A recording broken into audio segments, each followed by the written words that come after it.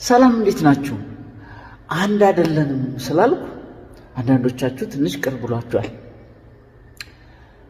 እኔ በየትኛውም ዓለም መደበኛው ሰራተኛና ሹመኛ አንድ እንዳልሆነ አውቃለሁ።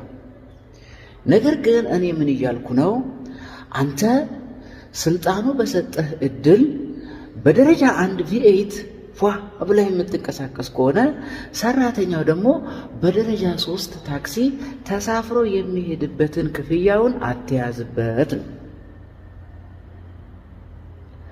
አንተ በቦሌ ቡልቡላ ዳርዳር ላይ ወይ ሳምዌር ግራውንድ ፕላስ ምናምን ገንብተህ የምትኖር ከሆነ ወይም መንግስት በሰጠህ ህንፃ ውስጥ የምትኖር ከሆነ ሰራተኛው በየክፍለ ሀገሩ በደሳሳ ጎጆ ውስጥ ተከራይቶ ሲኖር ሳይሳቀቅ ክራዩን በጊዜ ከፍሎ እንዲኖር የሚያስችሉትን ጥቃቅን ክፍያዎቹን አትንፈገው።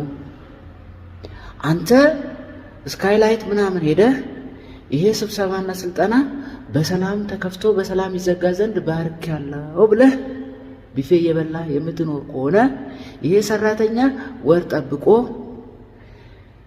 3 ሊትር ዘይት ገዝቶ ሽሮውን አጣፍጦ የሚበላበትን ህይወት አታክብድበት።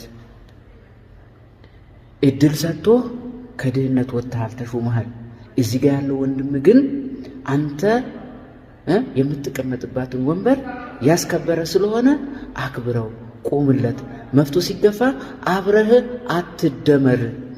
የጤና ስነ ልቦናህን እንደያዝክ ቆይ። የሹመት ደብዳቤ አንድ ቀን ይቀደዳል ወንድም አለ። ለነገ የሚቆየው ሀገርና ታሪክ ነው እና የመጥፎ ታሪክ አካል አትሁን ነው እንጂ ከኔ ጋርና ድህነትን እንጋራይ ማለት ጥያቄ የለኝም። ይመችህ፣ ፈታበል። እንኳን ከድህነት ወጣ። ግን የሰው መፍታት ትግፋ። መልካም ጊዜ